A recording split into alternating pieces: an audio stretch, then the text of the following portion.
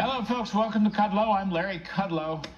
All right, in just a few minutes, we're going to review former President Donald Trump's recent NBC interview. When he had a chance, when he was able to break through the noise, Mr. Trump was able to outline a future agenda, much of it on the economy. He talked about getting inflation and interest rates down, especially by reopening the spigots for liquid gold, a.k.a. oil and gas, a.k.a. fossil fuels.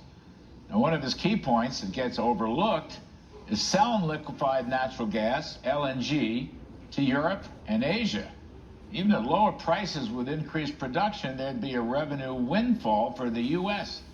And that windfall could lead to reducing the federal debt burden and perhaps also the federal tax burden.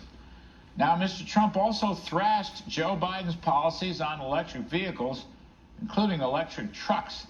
And he emphasized his economic successes, both pre-pandemic and post-pandemic. And frankly, the public agrees with him.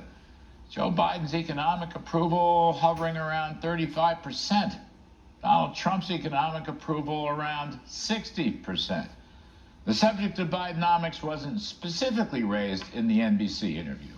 But let me fill in some blanks, especially with recent articles by former CEA chairs Kevin Hassett and Tyler Goodspeed and E.J. Antoni from the Heritage Foundation, all make important points about the absolute failure and the untruths regarding Bidenomics.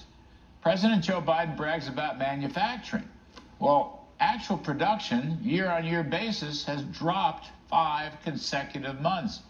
Plus, the ISM manufacturing survey has been under 50 for 10 straight months. That's a clear future recession signal. Meanwhile, workers' real wages have declined nearly 3% during the Biden presidency. They rose by 7% under President Trump. And with the latest CPI report, the level of inflation has gone up nearly 17%. Groceries 20%, energy 38%, gasoline 52%, all during the Biden years. President Biden keeps bragging that he's cutting the budget deficit by $1.7 trillion, which is his infamous bottomless Pinocchio. And this fiscal year alone, fiscal 23, which ends this month, the deficit is expected to exceed $2 trillion. So go figure. Biden keeps blaming Trump's tax cuts for higher deficits and debt.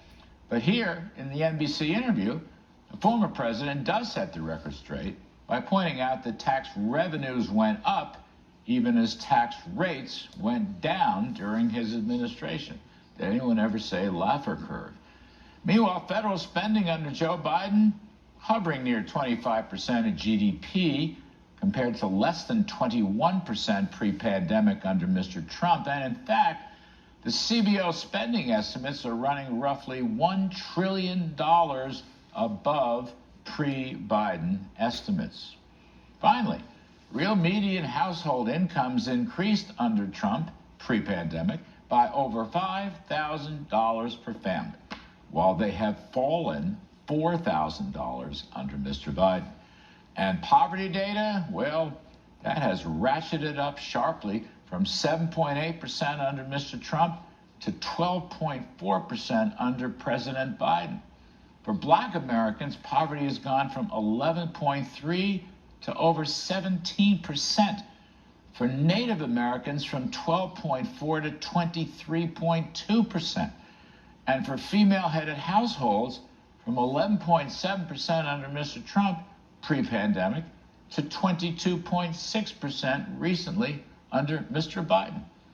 No matter how much President Joe Biden denies these factoids, the public knows better. So, save America. Mr. Biden, please retire. Now's the time. And that's my riff. All right.